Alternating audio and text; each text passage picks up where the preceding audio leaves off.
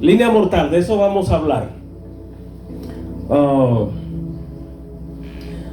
Vamos a dar una explicación breve de lo que significa médicamente, que es el caso que nos interesa, médicamente, aunque en otras áreas se utiliza el término, pero médicamente es el que nos interesa a nosotros en este día para la enseñanza que vamos a tener.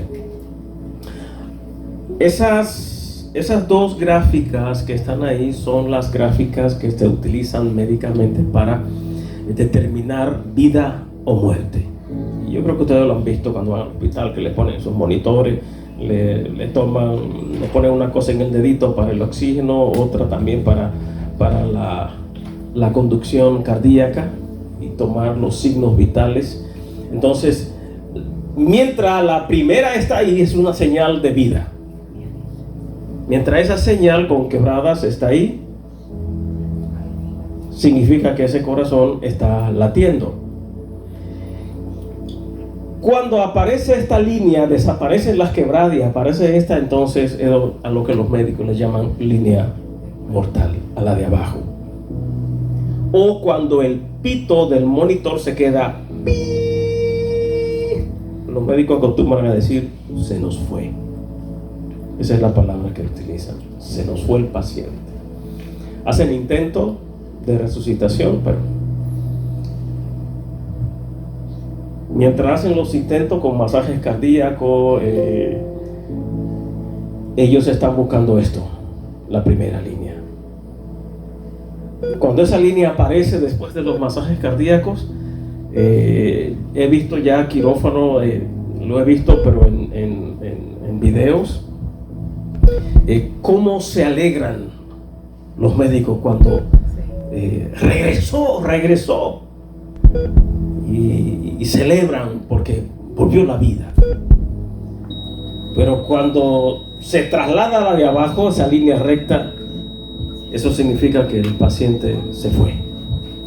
Ya solo un milagro de Dios puede hacer que ese corazón comience a latir. Y ese es un momento crucial. Es un momento crucial cuando se está peleando por la vida de alguien. Entendemos también que aunque los médicos estén trabajando, estén luchando por alguien, Dios está presente. Se muera o viva, Dios está ahí.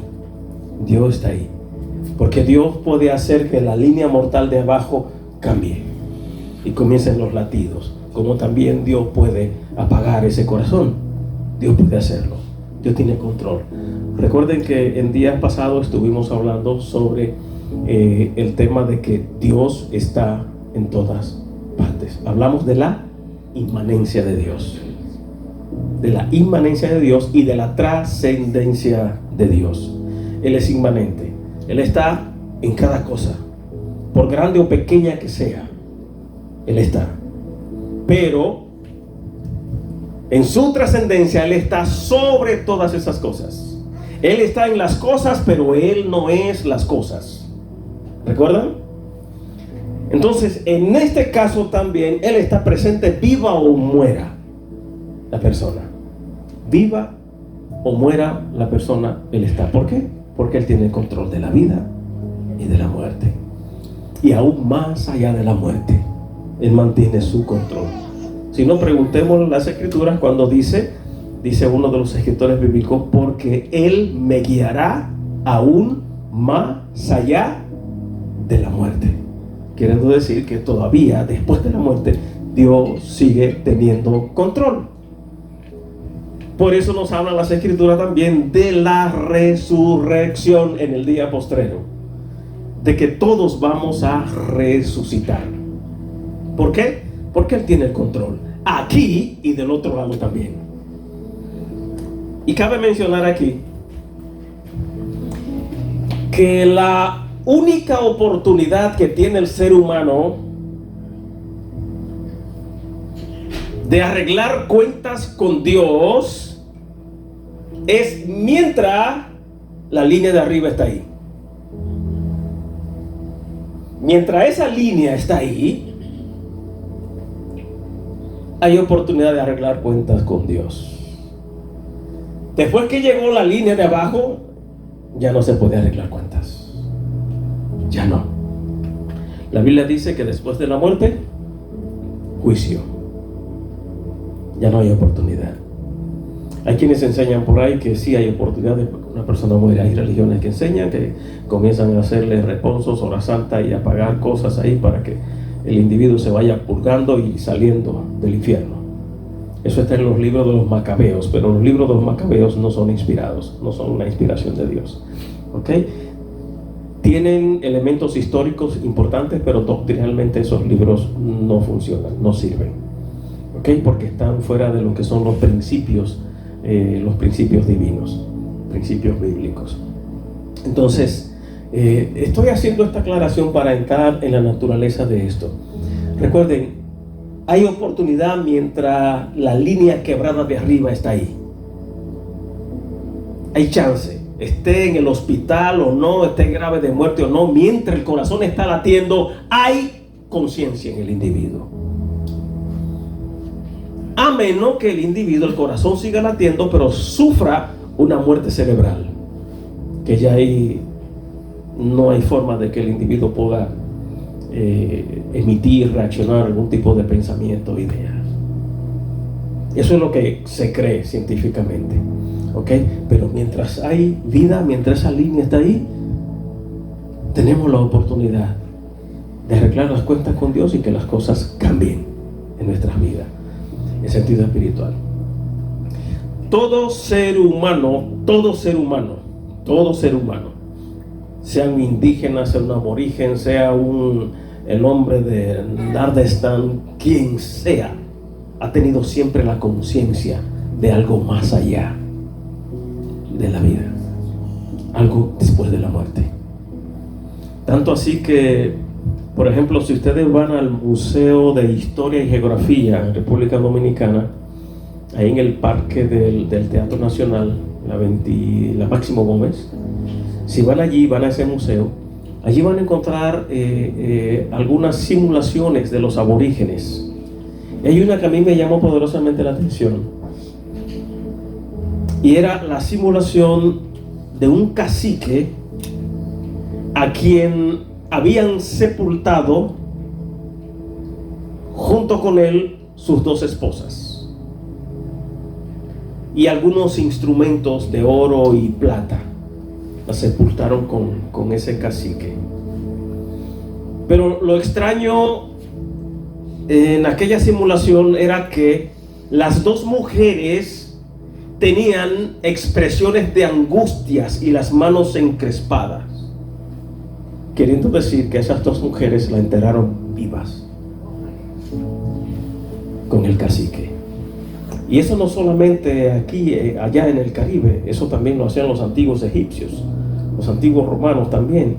Enterraban, los faraones enterraban, e incluso yo no sé si han leído la historia de este gran conquistador, ayúdenme con el nombre, me da brega como decirlo, si alguien lo conoce, el Gengis Khan. ¿Cómo se llamaba? Es algo así. El Gengis Khan.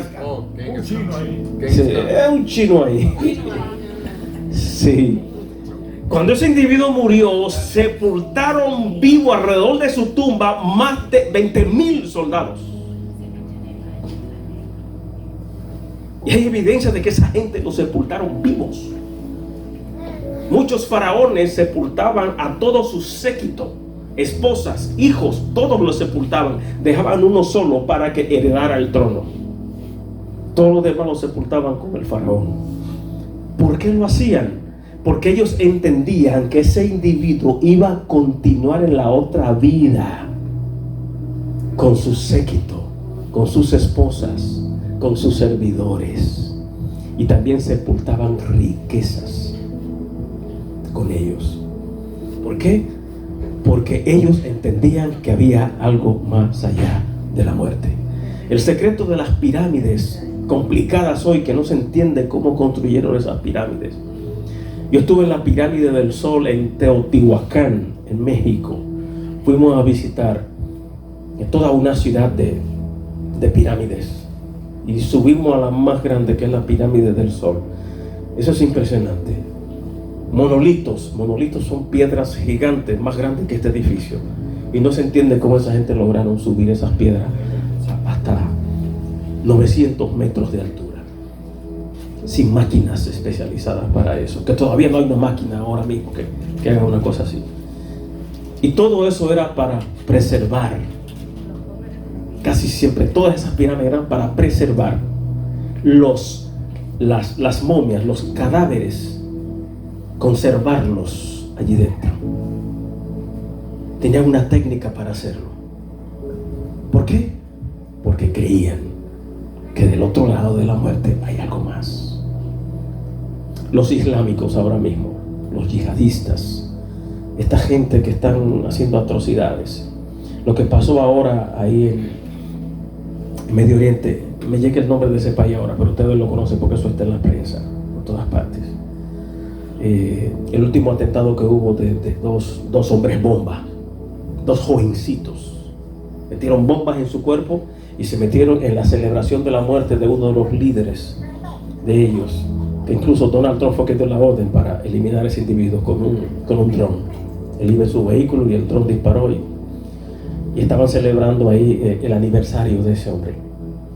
Y allí se metieron dos jovencitos con su cuerpo lleno de explosivos y mataron 100 y pico de personas junto con ellos. ¿Por qué ellos hacen eso? Porque ellos están convencidos a través del Corán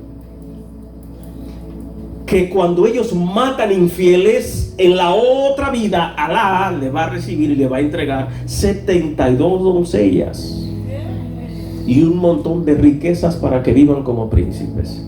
Ellos están convencidos de eso. Están convencidos de eso, de que hay algo más allá. Nosotros también hemos creído que hay algo más allá, pero regreso aquí. La única forma de saber lo que hay del otro lado es de ¿cuándo? No es de este lado, es cuando me muero. Es cuando usted se muera que va a saber lo que hay del otro lado. O sea, ya saberlo usted personalmente. Pero las escrituras nos vienen hablando que sí hay algo más. Y ya dice en la Biblia que Dios tiene control aún después de la muerte. Entonces la única forma de arreglar cuenta con Dios es mientras esa quebrada está ahí, mientras hay vida. Si llegamos a la segunda línea y no arreglamos cuentas con Dios, lo que viene es juicio ya después. No hay más chance. Y estoy invirtiendo un poquito de tiempo en esto porque en esto está la base de la enseñanza de hoy. Vamos a comenzar a detallar, luego le voy a dar algunas citas bíblicas para que vayamos corroborando con esto. Ahí están todas las partes. Vamos a hablar de Adán, vamos a hablar en el punto B de cómo hacer las cosas. Hay un punto C, un punto D y un punto E. Vamos a ver cada uno de ellos para que vayamos detallando y ubicándonos. Esta mañana escuchaba a un pastor que también es científico hablando de cómo funciona la naturaleza, la vida. Y hay un tema bien interesante hay un capítulo del libro el libro ese que estoy terminando, me faltaba un capítulo nada más e incluí ese tema. Y es que cuando se produce la fecundación de vida que comienza en el hombre, que casi no se le da importancia a eso, pero el gran milagro de la vida se produce en el hombre y luego lo transfiere a la mujer para que se desarrolle allí. Pero la vida no comienza en el vientre de la mujer. Ella recibe ya un espermatozoide con todas las características del hombre o mujer que va a ser mañana, exceptuando unos cromosomas que aporta la mujer en el desarrollo de esa vida que llegó allí. Pero ¿saben lo que me llama la atención de eso? Que aquí estamos hablando, vamos a hacer un poquito más de énfasis en la muerte, ¿ok? Allí se hablaba de lo siguiente, y está comprobado ya, Ustedes pueden buscar información sobre eso. Y es algo bien extraño. Cuando el óvulo de la mujer está listo para recibir un esperma, para que se comience a crear una vida allí, a desarrollar, porque ella está creada, ya ese esperma viene con vida.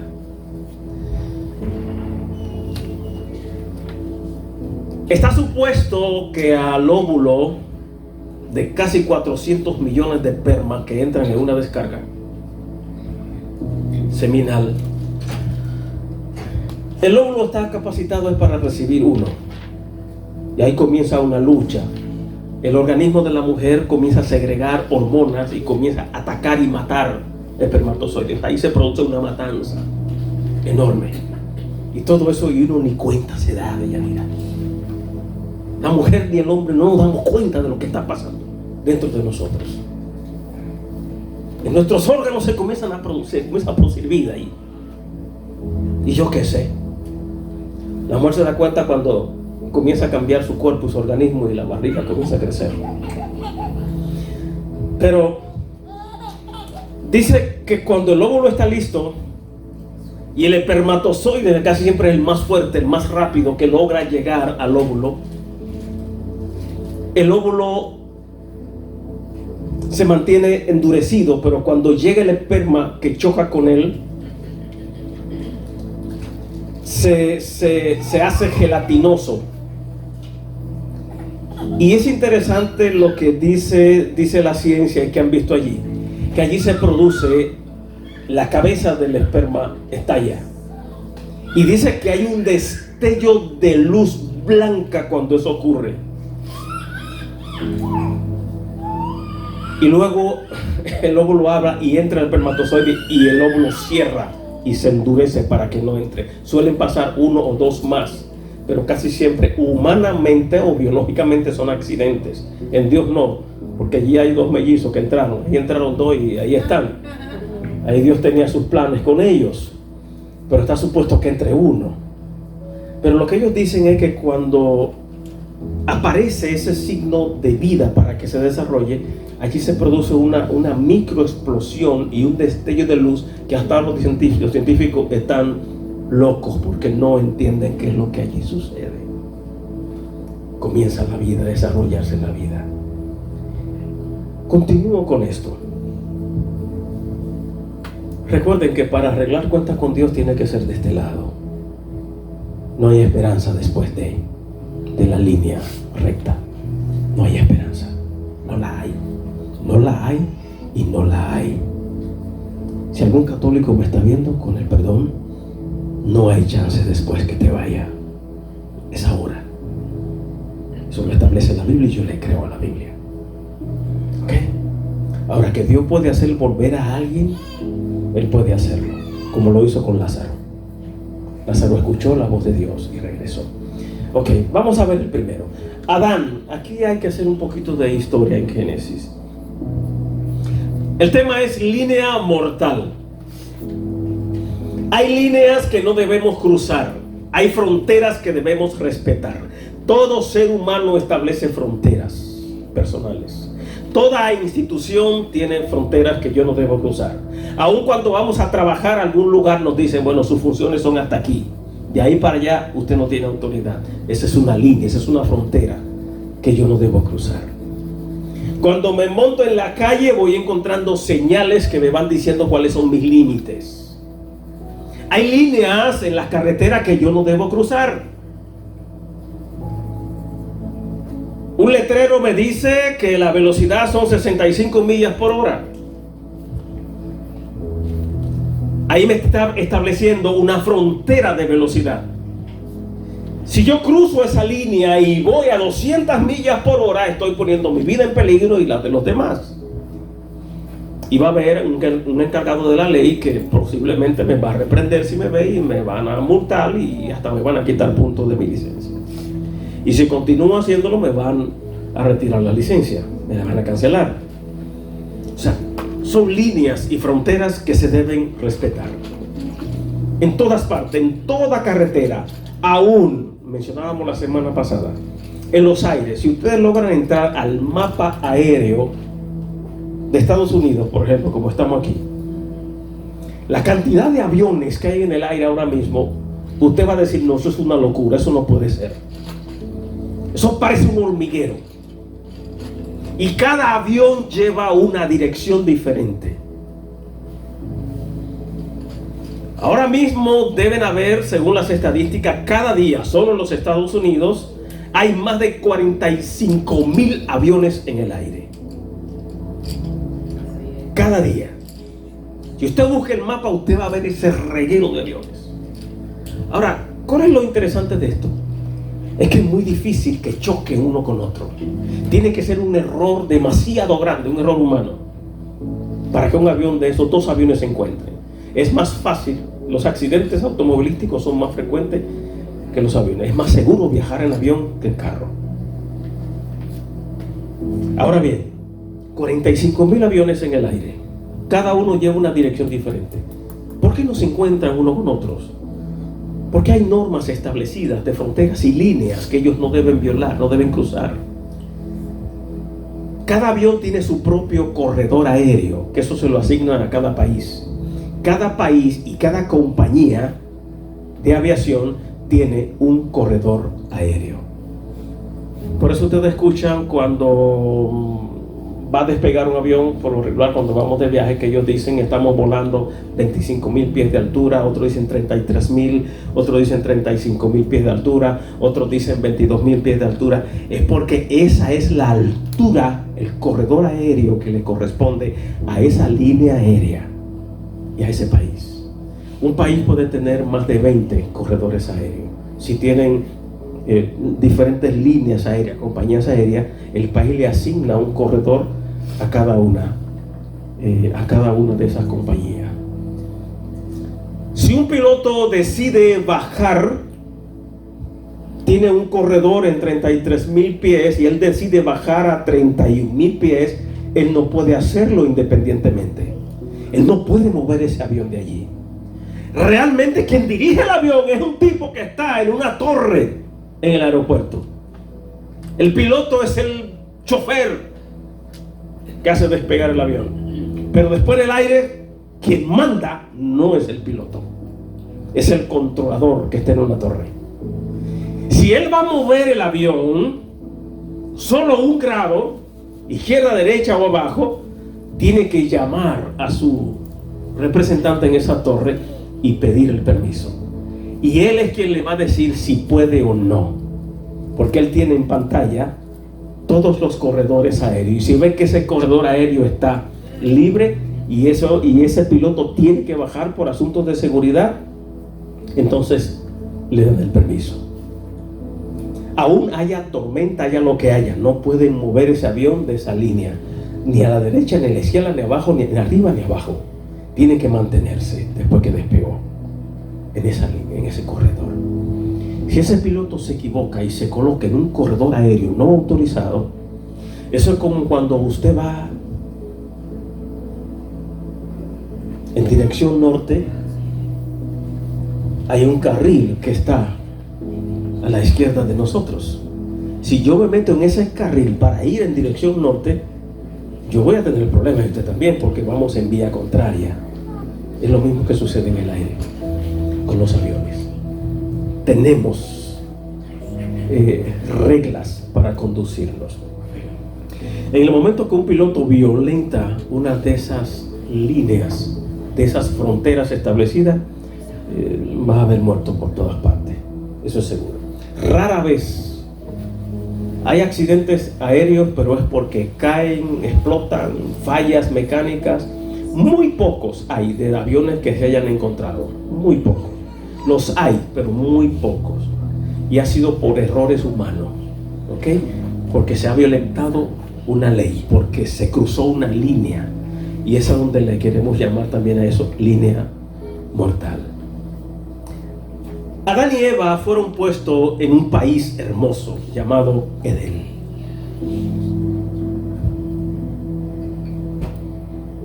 Lo colocaron allí, le dieron directrices, le pusieron líneas fronterizas.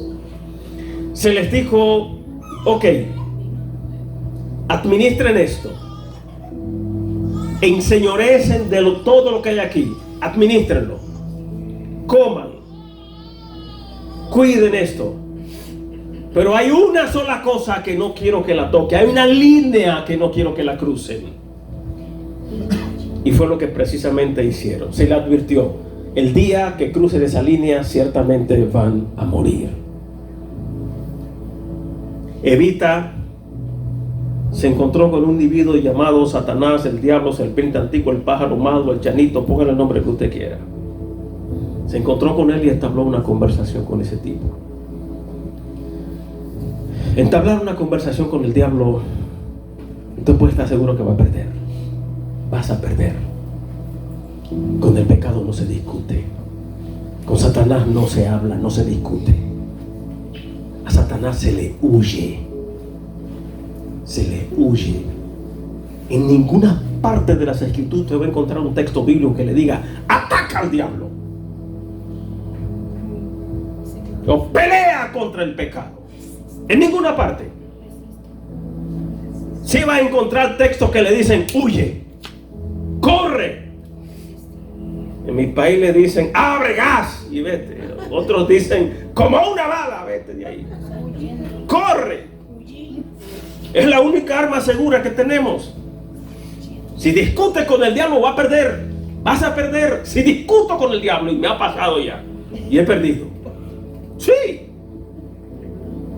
En el transcurso de mi vida me he detenido y el tipo me ha mordido. Y feo, que todavía llevo marcas. Ustedes no. A ustedes no le ha pasado eso a ninguno. ¿No? A mí sí.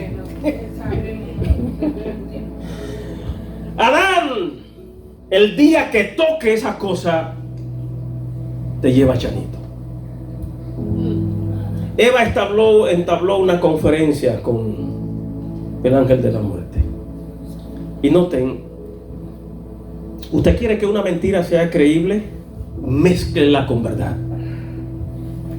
Toda gran mentira tiene una porción que es verdad, para hacer parecer que es verdad. No hay mentiras absolutas, están cargadas con verdades. Analícenla para que ustedes vean. Toda mentira tiene un contenido de verdad. ¿Para qué? En eso consiste el engaño. Que parezca verdad, que parezca bueno, que parezca hermoso, que parezca atractivo y que parezca inofensivo.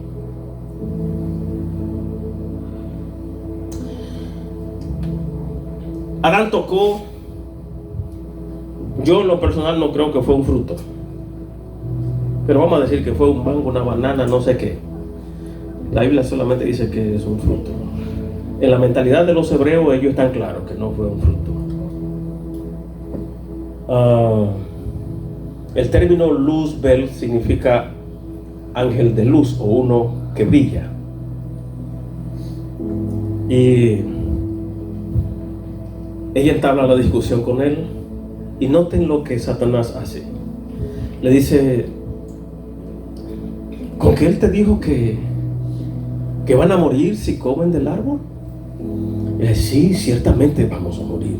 Y le dijo: no, es que él sabe que el día que lo coma serán como él, serán como dioses. Si el pecado de Adán y Eva consiste simplemente en una desobediencia y que se comieron un mango que le dijeron que no comieran, sería muy mala teología. No tiene sentido. No tendría sentido. No hay sentido común. No, fue por la desobediencia. Ok, hubo desobediencia, pero el punto no está ahí simplemente. En que se comieron la banana, el mango, no sé qué.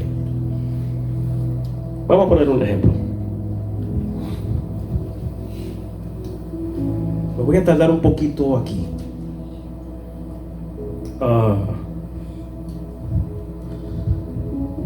¿Quién tiene hijos pequeños aquí? Pequeños, hermano. Bueno, David, son más pequeños. Vamos a imaginar ya que sus hijos ya hablan, ya. David invita al pastor Marte a su casa. él y su esposa. Le preparan una comidita ahí a Pastor Marty y a su esposa. Y le dicen a sus hijos: miren, para acá viene una pareja de pastores. Y esa comida que está ahí, no quiero que la toquen. Porque si la tocan, ya no serán más nuestros hijos y los vamos a echar de la casa y vamos a poner securities armados afuera para que no puedan entrar otra vez. Si se comen el mangú que le guardamos a Marte. Eso le dice David a sus hijos. Pero David le dice también a sus hijos: no toquen eso. Si ustedes tienen hambre, si quieren comer, váyanse al almacén de comida que tengo allí, a la despensa. Ahí hay de todo, coman de todo lo que les dé la gana. La nevera está llena también. Y si quieren les doy plata para que se vayan a comer por ahí. Pero no toquen esa comida, ¿ok? Al ratito ellos se descuidan y vienen los muchachitos y se comen la comida prohibida.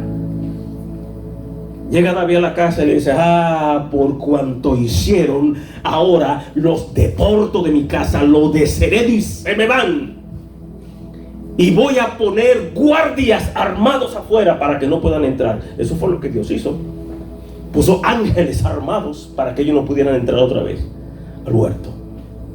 Yo le pregunto ahora: ¿sería justo que David haga eso con sus hijos porque se comieron el mangú que tenían para Marte? ¿Verdad que no tiene sentido? Ser tan drástico, echarlos de la casa que no puedan regresar otra vez y desarmar todo el proyecto de vida que él tenía con ellos porque se comieron un mangú prohibido. ¿Verdad que no tiene sentido? Entonces tampoco tendría sentido de que Dios permitió que toda la naturaleza se transformara porque Eva se comió un mango prohibido.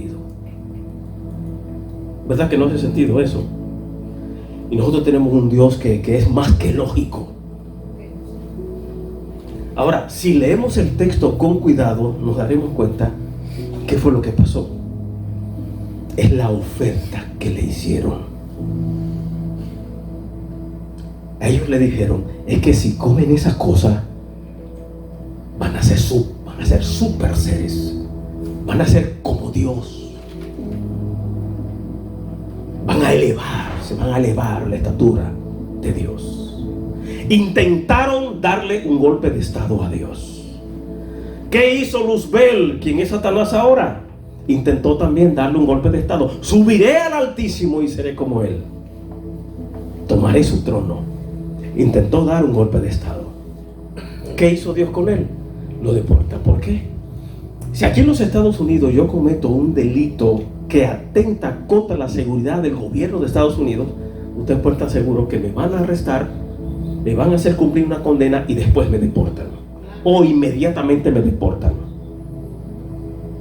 Y para luego yo recuperar, aquí viene la parte hermosa, si yo quisiera 10 años después recuperar la ciudadanía que perdí por el delito que cometí aquí, ¿qué yo tengo que hacer para comenzar ese proceso? Yo tengo que buscar un abogado. Y ese abogado ya no va a ir a demostrar que yo soy inocente. El abogado va a ir con el argumento de perdón. Señor juez, Paniagua está consciente de que cometió un delito grave, pero él está arrepentido, él quiere recuperar la ciudadanía. Y el juez entra quizás en duda, pero el abogado viene y le dice: señor juez, yo sé que hay una condena contra él porque cometió un delito, pero yo voy a pagar por él. Condéneme a mí y devuélvale la ciudadanía a él. Eso es exactamente lo que pasa con nosotros. Adán y Eva pecaron y fueron deportados. Y para nosotros recuperar la ciudadanía necesitamos un abogado que nos defienda. Ahora bien, miren qué lindo esto. Ese abogado no solo fue a defendernos, sino que él se colocó porque había una sentencia de muerte. Por eso era que había que matar a Jesús en la cruz. Es un asunto legal. Eso yo lo llegué a entender 5 años después, Marte, de que yo era de ser cristiano. porque yo no le encontraba sentido el hecho de que mataran a Jesús por mí. Es que fue un asunto legal, un asunto de corte, era un problema legal. A Jesús había que matarlo en la cruz. Para Jesús no había redención. ¿Por qué? Porque Él aceptó la condena que había contra mí para que se me devolviera la ciudadanía. Cuando usted se hace ciudadano, ¿quién lo ha hecho aquí? Casi todos. Cuando usted se hizo ciudadano, el día de la ceremonia, ¿qué hicieron? Le entregaron a usted un certificado, un papel. ¿Y saben qué fue lo que hicieron? Que al usted hacerse ciudadano, a usted lo registran ahora en los registros nacionales como americano, como ciudadano americano. ¿Qué pasa en la Biblia? Dice que aquel que acepta a Cristo Jesús, viene a Él, su condenación es cancelada y es inscrito en el libro de la vida, en el registro de ciudadanía del país de Dios. Amén. Es un asunto legal. Por eso es que también dice Hebreo: hay de aquel que pisotee lo que mi hijo hizo, porque lo que estáis rechazando, que les demos otra vez la ciudadanía celestial. Es lo mismo. Es el mismo esquema. Y eso es precioso. Línea mortal. ¿Qué pasó con Adán y Eva? Cruzaron la línea. No toquen. Cruzaron una frontera prohibida. Ahora nosotros somos producto de esa relación y llegamos después de la deportación. Entonces, como nosotros heredamos la delincuencia de ellos están bajo condenación. Es como decir que una mujer va presa y en la cárcel tiene un hijo. Ese niño nació bajo prisión también. Aunque hay leyes para resolver eso, pero a ese niño hay que darle, mediante un plan de justicia, la ciudadanía del país. Y nosotros nacimos en prisión, en deportación. Por eso es que dice que por cuanto todos pecaron, y es porque heredamos de nuestros padres, Adán y Eva, la delincuencia de ellos. Y como ellos estaban deportados, ahora nosotros tenemos que ir mediante un plan de justicia celestial en la corte celestial para recuperar la ciudadanía que nuestros padres perdieron. ¿Verdad que eso es lindo, abogada? Amén. Eso es precioso. Bello, precioso. Eso es precioso. Vamos a ver ahora. A ver qué pasa aquí. Hay fronteras que no debemos cruzar. Decíamos al principio, hablábamos de los corredores aéreos, hablábamos de las señales en las carreteras. Por cualquier carretera que usted se dé, va a encontrar señales que le van a decir: no te metas a la izquierda, no te metas a la derecha. Reduce la velocidad cuando entre en alguna zona. En las zonas escolares usted debe ir de 20 a 25 millas. Algunos son 10 millas. Si usted violenta eso, a usted lo va a castigar un policía, el representante del fiscal en la calle, y posiblemente hasta le quiten la licencia. ¿Por qué? Porque violentó una frontera prohibida, una línea que no debemos cruzar. El siguiente punto dice el C: no dejes que la tentación te lleve a un punto de donde tú no vas a poder regresar. Y aquí está la moraleja. Comienza la moraleja para hoy.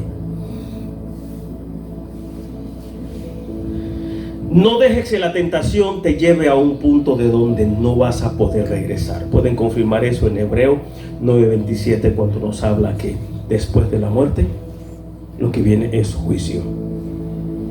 ¿Ok?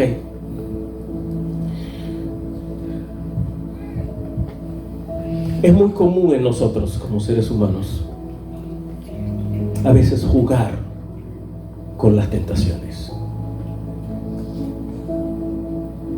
No somos poderosos contra las tentaciones. No lo somos.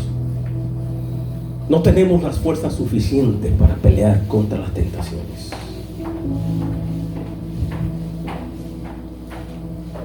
Si deja que la tentación llegue, o tú sabes, yo sé dónde está, y me meto en su terreno, voy a perder. Y usted también va a perder. Vas a perder. La Biblia dice que Satanás es más sagaz que nosotros y más poderoso que nosotros. Por eso le decía al principio que la única fórmula que tenemos para no caer en ella es correr. No es ni siquiera orar y ayunar. No. En el momento que la tentación está ahí, usted no se puede meter en un ayuno de 3 días. Y si usted se va a meter en un ayuno para no caer en una tentación, yo voy a cuestionar su fidelidad. José en una habitación con una princesa, por llamarle así, porque esos tipos antes no se casaban con grillos. Los dominicanos saben lo que es eso. Ese tipo Potifar no tenía cualquier mujer en su casa. Y esa mujer se le ofreció a aquel muchacho. No tiene que estar de acuerdo conmigo con esto, pero yo no creo que él le salió corriendo a la mujer. Yo creo que él le salió corriendo a José, a él mismo. Satanás jamás te va a tentar con algo desagradable. Satanás sabe dar cosas buenas para quitarte lo mejor. Recuerdan que la mentira tiene que ir acompañada de verdad. ¿Y cuál es la verdad de una mujer como esa que estaba con José allá? ¿Cuál es la verdad? Que era real y que era hermosa.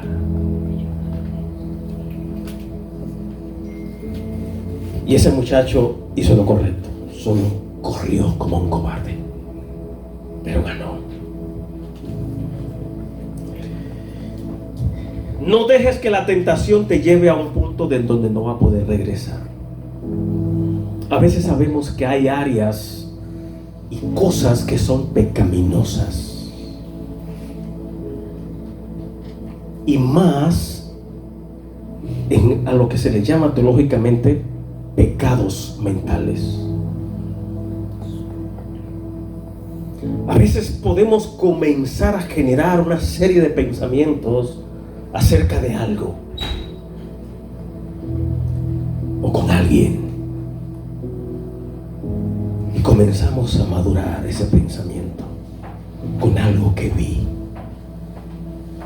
y comienzo a darle vuelta en mi cabeza, y mi cuerpo comienza a reaccionar a ese pensamiento, y sigo jugando con él.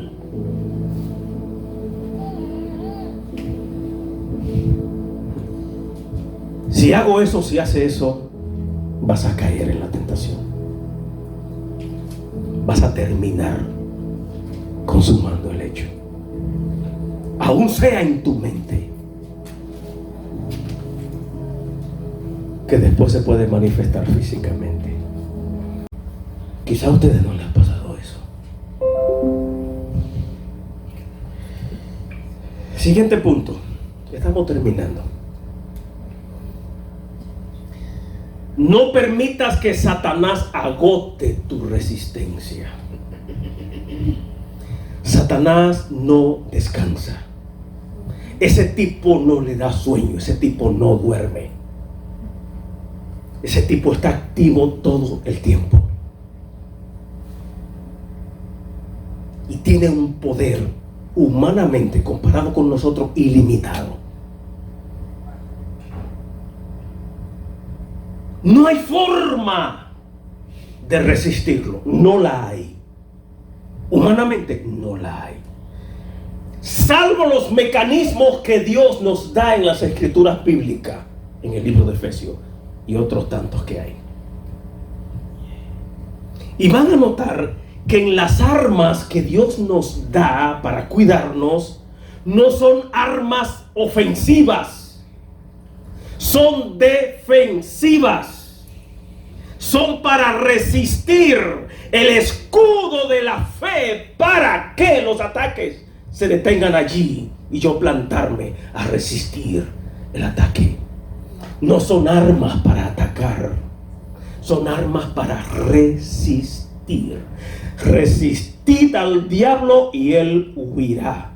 Cuando lo resisto, no lo ataco, sino que lo resisto. ¿Con qué? Con las armaduras de Dios. Cuando Él ve que estoy forrado con las armaduras de Dios, Él va a atacar, pero yo voy a resistir con las armaduras de Dios y Él va a tener que alejarse. Amén. ¿Por qué? Porque me está viendo cubierto con un arma defensiva, con un escudo que va a repeler todos sus ataques. Ahora recuerden, yo tengo que tratar de lograr que la tentación no me lleve a donde yo no pueda regresar. Y creo que a todos nos ha pasado eso. Después que el hecho se consuma ya, solo resta esperar las consecuencias. Pero ya metí la pata, no pude regresar. Pero las armas de Dios que Él nos entrega son defensivas, no ofensivas. Es para resistirlo y que se aleje. Ahora, cuando usted lo resiste en un ataque, Él se aleja, pero de una cosa puede estar segura, que Él va a regresar. Él viene por otra vía. Y saben que nosotros a veces, comenzando conmigo, somos a veces un tanto, no se me ofendan con esto, solemos ser idiotas. Y saben que en la antigüedad la palabra idiota no era ofensiva. Y es a esos idiotas que me voy a referir. Los idiotas de la antigua Grecia. No al idiota que conocemos hoy, que decimos que alguien es idiota cuando es tarado, no tiene capacidad mental, que es un inútil cerebralmente. Le llamamos idiota, pero eso no es lo que es idiota. Idio significa solo, yo. Eran personas antiguamente que solo se preocupaban por su propio bienestar. Tenían sus haciendas, sus empresas y sus fincas, pero ellos solo vivían con su familia, solo protegían su familia, se encargaban de ellos y su familia y no se interesaban en los problemas políticos de la sociedad. Eso eran los idiotas antiguos. Gente que solo vivían para ellos, protegían su familia, formaban hasta castillos con protección, hasta con guardias, y allí vivían protegidos con su familia, pero no se inmiscuían en los problemas sociales ni políticos de su país. Eso eran los idiotas. Ahora, ¿por qué yo comparo ahora que esos idiotas antiguos con hoy? En términos espirituales, miren, nosotros tenemos aquí, tenemos un manual, tenemos un libro que se llama Biblia. Aquí se nos dice cómo Satanás funciona. Aquí nos dice cuándo, cómo y desde dónde viene el ataque de Satanás y con qué me va a atacar. Eso está aquí. Y la leemos, pero ignoramos lo que esto dice. Sabemos lo que está pasando alrededor, pero no me interesa. Somos aquellos idiotas antiguos. Aquí está todo. Satanás es predecible. Satanás es predecible. Usted puede saber cómo, cuándo y cómo viene y con qué viene. Es predecible. Está en mí ahora tomar las armas del Espíritu para repeler sus ataques. Y sabemos que las armas están allí. Sabemos que la oración nos fortalece. Sabemos que la incursión de búsqueda de sabiduría en las Escrituras nos fortalece, pero no lo hacemos. Se nos pasan días a veces y no leemos las Escrituras bíblicas. Pasan semanas y no sacamos un solo minuto para orar. Estamos ignorando las armas que se nos recomiendan aquí. Satanás es predecible. ¿Por qué? Porque ya Dios nos dijo cómo es Él, quién es Él y qué quiere. Y cómo viene, cuándo viene. Todas las formas de ataque de Satanás están aquí. Jesús no tenía esto en su cabeza cuando era jovencito, cuando entró al ministerio, pero tenía las Escrituras del Antiguo Testamento. Jesús, ven acá, vamos allá arriba. Lo llevó a una torre de más de 30 metros de altura. Le dijo, tírate, tú eres hijo de Dios. Van a venir ángeles y no te van a dejar caer. No tentarás a Jehová tu Dios. ¿Con qué le contestó? Con la espada del Espíritu. Chico, tú tienes 40 días sin comer. Tú tienes el poder para convertir esa piedra en el pan más sabroso, el que a ti te gusta. No solo de pan vive el hombre, sino de toda palabra que viene. Chico, mira todos los reinos del mundo, te los entrego para que tú gobiernes. Y saben una cosa, que el mundo está siendo gobernado por Satanás, eso lo dice la Biblia. Él es el Dios de este siglo. Y Satanás quiso darle todo eso a él en ese momento, toda autoridad. ¿Qué le contesta Jesús? Solo a Jehová tu Dios adorará. Las armas del Espíritu, las armas que Dios nos da. No permitas que Satanás te lleve a un punto de donde no va a poder regresar. Aquí dice, no permita que Satanás agote tu resistencia. ¿Sabe qué es lo que está diciendo allí? Es que él te va a atacar hoy y mañana también. Y pasado mañana también. Este mes completo de alguna manera va a recibir ataques. El mes próximo también. El siguiente también. El año completo.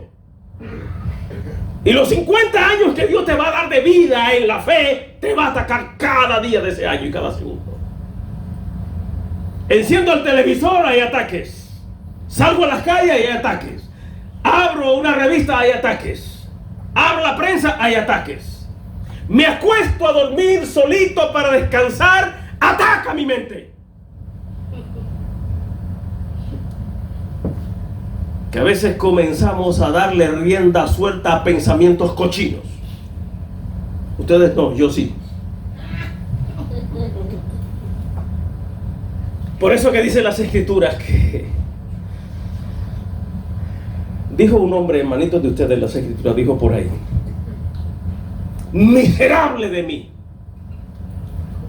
que hoy entiendo, hoy aprendí que el pecado no es extraño a mi vida. Aprendí que el pecado duerme conmigo, come conmigo, anda conmigo, viaja conmigo y está conmigo todo el tiempo. ¿Quién me librará de esta cosa? Eso dijo Pablo, el escritor de casi la mitad del Nuevo Testamento. Y dijo algo bien poderoso y raro. Parecía un descarriado ahí, Víctor, este hombre. Uno lee crudo eso ahí, parece que está descarriado. Porque las cosas malas que yo no quiero hacer, eso hago. Y las buenas que quiero, no puedo hacerlas.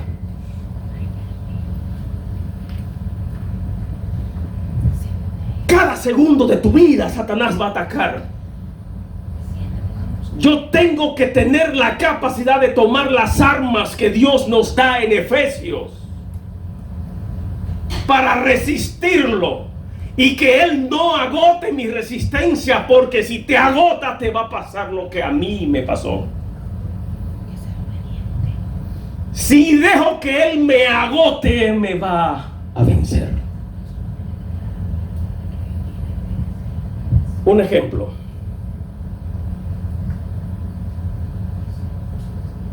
Leía un informe del grupo Hamas que está atacando a Israel. Ellos siguen disparando. Aún están perdiendo, pero siguen. Dice el principal de ellos, que ni siquiera está ahí en Palestina, está en otro país por ahí, en un hotel de lujo. Él dice, el plan es agotar a Israel. Agotar sus fuerzas bélicas, que se agoten las armas, que se cansen los soldados, que ya no hayan más balas para disparar, ni cohetes, ni misiles. Ese es el plan de ellos, agotar la resistencia de Israel. Que por eso que Estados Unidos y otras naciones están metiendo y supliéndole armas. Y hay otros que también le están supliendo a Hamás. Porque ellos saben que Israel está bien armado ahora. La única forma de vencer a Israel es agotándolo. Y es la estrategia de Satanás. Nosotros somos sus enemigos. O más bien, Dios es el enemigo de Satanás. Pero el blanco de Satanás somos nosotros, porque somos su creación. Cada día, Vicente, Satanás va a tratar de agotar tu resistencia. Cada día, Miosotti, Satanás va a tratar de agotarte, que tú lo aguantes. Y a veces decimos, Señor, ya no aguanto más. El domingo pasado, el antepasado, una persona ahí en la puerta. Tenía un tiempo que no venía a la iglesia y me dice, pastor, yo le dije a Dios que yo no aguanto más y por poco me voy al mundo. Se dejó agotar. Sepan que Satanás no va a descansar. No va a descansar. Voy concluyendo. Me encontré con un muchacho en Walmart. Él iba a la iglesia con nosotros allá en Congress. Y el muchacho me dice, oh, pastor, lo quería ver para que haga una oración por mí. Y me comenzó a explicar una serie de cosas allí. Me dice, no, pastor, es que yo tengo una situación y yo sé que estoy mal. Yo sé que yo caí en algo malo. Yo tengo mi esposa. Pero pastor, es que yo tengo una amante que no puedo dejarla. Y yo oro a Dios para que Dios me la quite. Y yo quiero que usted me ayude a orar para que Dios me quite esa mujer, la amante. Me dijo, bueno, mira, hijo, la oración que yo voy a hacer por ti, ¿sabe cuál es? Es que Dios te mate. Pastor, ¿y cómo usted me hizo? Y puso la bolsa en el piso, la que tenía en esta pichapa. ¿Y cómo usted me dice eso, pastor? Digo, hijo, es que Dios no te va a quitar esa mujer. Tú tienes que dejarla. Dios no te la va a quitar. Tú decidiste estar con ella. Satanás agotó la resistencia de ese muchacho y era un tremendo líder con los jóvenes. Agotó la resistencia del muchacho. Y tú tienes que dejarla. Porque Dios no te la va a quitar. Oye, ¿tú quieres que yo ore para que Dios la mate a ella? No, Dios no va a hacer eso. Que te mate a ti, porque tú eres el que está decidiendo esa situación. Tú eres quien tiene que tomar la decisión. ¿Por qué cayó? Porque llegó a un punto de donde no podía regresar. ¿Por qué cayó? Porque permitió que Satanás agotara su resistencia. Mantenerlos en la fe en estos tiempos no es fácil. Yo creo que si Pablo hubiera estado aquí, a Pablo le da un infarto con las cosas que estamos viviendo hoy. Hay gente que dice, no, porque yo quisiera estar como en los tiempos de Pablo. No. Hoy es peor. Hoy es peor. Donde quiera que usted se mete, hay tentación. Donde quiera que te metas, está la tentación. No juegues con ella. No converse con ella. No entablemos conversación con Satanás.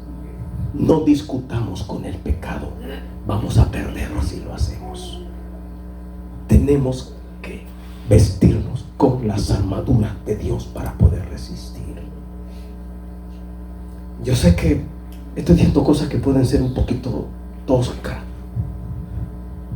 pero que no hay otra forma de ver ese mundo. Aquí no vale que yo sea fuerte. Tampoco vale que sea débil. Es que no estamos en el evangelio por fuerte o por débil. No es por eso. Y no tengo 43 años en el evangelio. No es por fuerte. No es por eso. Porque si por eso fuera, los fuertes ganaran la guerra. Y no siempre es así. Si no, pregúntenle a Gedeón, que venció a 60,000 asesinos con 300 hombres. El fuerte no ganó. ¿Por qué? Porque Dios estaba con Gedeón. Y si Dios está contigo, si Dios está contigo, si Dios está conmigo, voy a resistir. Si Dios no está, entonces Él me deja. a mi suerte. Y tendré yo que pelear solo con un enemigo que jamás, José, voy a vencer. Jamás vamos a vencer a Satanás. Jamás. Es solo resistirlo con las técnicas que Dios nos ha dado. No atacarlo. Por eso yo tengo un poquito de problema con eso de la guerra espiritual. Porque no estamos llamados a eso. Estamos llamados a resistir. A resistir, no a atacar. Y el que va a la guerra va ofensivamente a atacar. Aquí no. Somos soldados defensivos, no ofensivos. ¿Por qué? Porque es un enemigo que ni lo podemos ver, ni tenemos la fuerza ni la capacidad para pelear contra él. No la tenemos. Simplemente es cobijarnos debajo de la cobertura de Dios. ¿Cómo? Siéndole fiel. ¿Ya sé? Tomando las armas del Espíritu y siéndole fieles a Dios. Solo con eso, con fidelidad. ¿Y saben qué? Que aún así es posible que un día Satanás lance un dardo, una flecha y te mate y me mate. Aún así, no estamos exentos de que nos elimine. Si no, pregúntenle, no van a poder porque murió.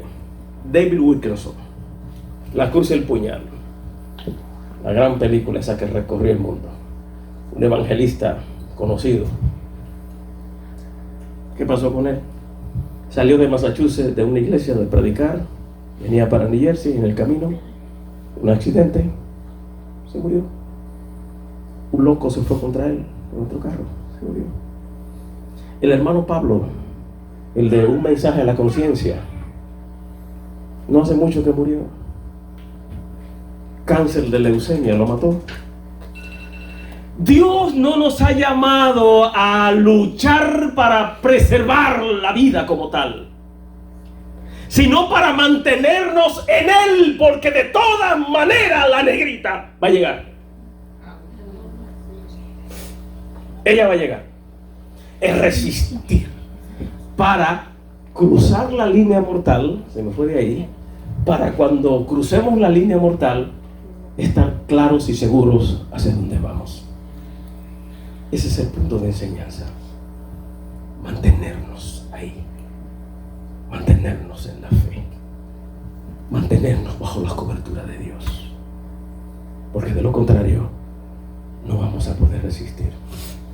Por más armas humanas que usted pueda y estrategias humanas que usted quiera elaborar, usted no va a lograr vencer a ese tipo que se llama diablo. No vamos a poder. Y yo no estoy exaltándolo aquí a él. Es simplemente reconociendo que sin Dios no podemos contra él. Yo salí de un culto bien poderoso una vez en mi país, el culto más maravilloso en ese año, 27 de febrero con Doctor Delgado. La luz estaba verde para nosotros. Un borracho en un carro, un Chevrolet Impala, todavía yo me acuerdo del carro ese, Chevrolet Impala, de eso que eso era hierro puro, esos carros. Se estrelló contra el vehículo de nosotros. Murió una muchacha, ya quedó muerta, atravesada encima de mí. Y yo, mi pierna izquierda la tengo llena de tornillos. Y salí de un culto maravilloso. Ahora, ¿quién agarró ese borracho y lo estrelló contra nosotros y que muriera una persona? Dios. No creo que Dios hizo eso. ¿Quién hizo eso? El diablo. Nos golpeó. Recuerden, Él no descansa. Te atacó hoy, mañana te va a atacar. Y pasado mañana también. Y el siguiente día también. Y va a pasar el año entero. Los 365 días del año, Él va a estar acechando y atacando. ¿Cómo me curo de Él? Escondiéndome bajo la cobertura de Dios. Y si me toca un día y me arranca la vida, que sea bajo la cobertura de Dios. Que sea bajo la cobertura de Dios, porque Dios puede permitir que me arranque la vida. Pablo evangelizó toda Europa. ¿Y cómo lo mató el diablo? Lo degollaron. A Pedrito también. El único que no murió cruelmente así fue Juancito. Y no lo mataron porque no pudieron, porque según la historia lo metieron en cera hirviendo. Y como no pudieron matarlo, los deportaron a la isla de Patmos, que era una isla de presos para siempre. El que caía allí era para siempre, trabajos forzados. Había minas de azufre y allí tenían a Juancito, allí lo llevaron. Y Dios lo conservó allí para escribir el libro de Apocalipsis. Pero intentaron matarlo. Satanás ha venido matando hombres de Dios desde el principio. Desde el principio. Y nosotros no somos la excepción. En cuanto Él tenga oportunidad, va a intentar. A Él no le interesa tanto la vida, ya termino. A Él no le interesa tanto quitarme la vida del cuerpo. A Él le interesa más que yo pierda la que me van a dar del otro lado. Esa es la que le interesa. Y si fuera por Él, nos dejara vivo, porque vivo Él tiene más posibilidades de hacernos caer y convertirnos en soldados de Él. Y ahí Él gana. Bendiciones.